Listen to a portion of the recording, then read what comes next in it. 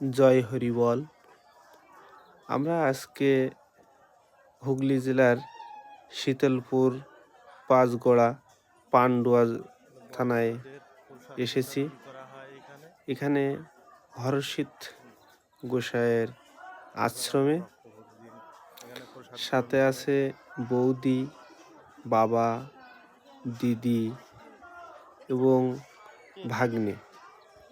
প্রতি বছর এখানে 5 দিন ব্যাপী অনুষ্ঠান হয়। ভক্তরা বিভিন্ন অনুদান নিয়ে আসে। এই যে আমাদের সামনে এখন দেখা যাচ্ছে এখানে ভক্তদের অনুদান দেওয়া আছে এবং 5 দিন ভক্তদের রান্না করে এখানে প্রসাদ দেওয়া হয় এবং প্রচুর ভক্ত তাদের বাড়ি থেকে বিভিন্ন রকম মাছ, ডাউল, তরি তরকারি নিয়ে আসে।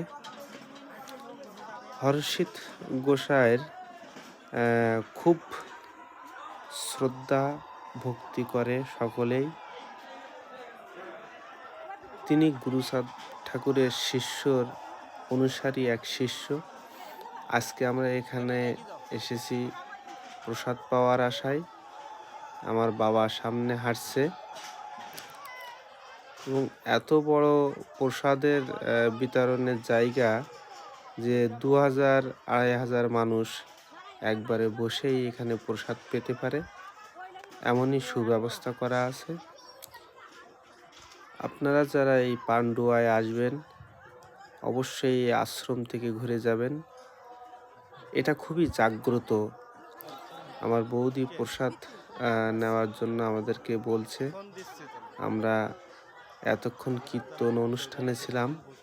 কীর্তন অনুষ্ঠান শেষ করে আমরা এসেছি দুপুরের প্রসাদ পাওয়ার আশায়।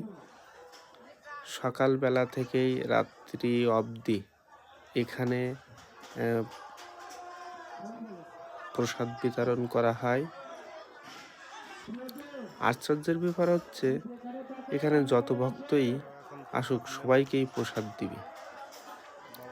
এই যে আমার বাবা, দিদি, ভাইপো, ভাগ্নে সবাই আমরা এখন প্রসাদ নিব। এই যে ভক্তরা প্রসাদ পাচ্ছে। জয় হরিবল, জয় হরিবল। খুবই আনন্দিত এখানে আসতে পেরে, নিজেকে ধন্য মনে করছি। ধন্যবাদ সবাইকে।